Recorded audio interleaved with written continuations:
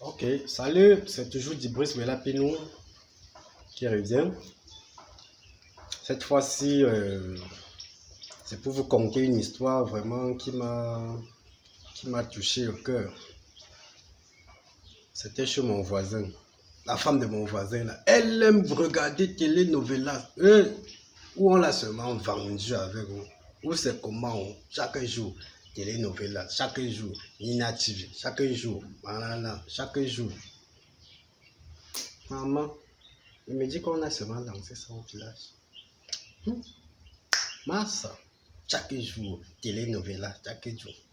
Je suis déjà même fatigué. C'est comme ça qu'elle a déposé la marmite au feu. Ça s'est brûlé. Son mari est rentré. Il était fâché, tellement fâché. Il a dit qu'il ne mange pas ça. On a porté, parlant dans la poubelle. C'était moi seulement là et regardais. Oh. Son mari a dit que, ok, comme tu es incapable de préparer ici dans la maison, moi, je vais te montrer comment on prépare. Donc, tellement tu es concentré sur une télénovela que oh, tu brûles la marmite, tu brûles ceci. N'est-ce pas, le père part à la cuisine.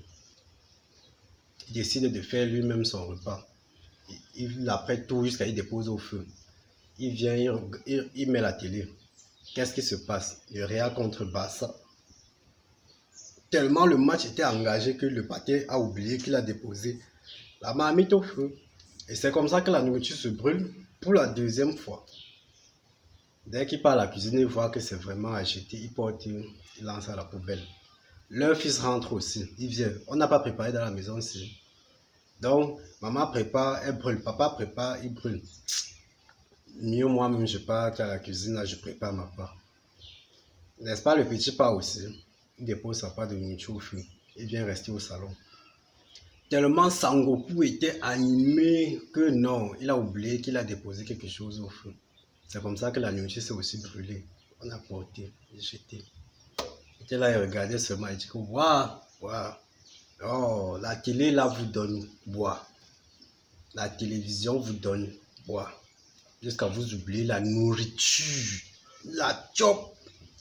Ça se brûle.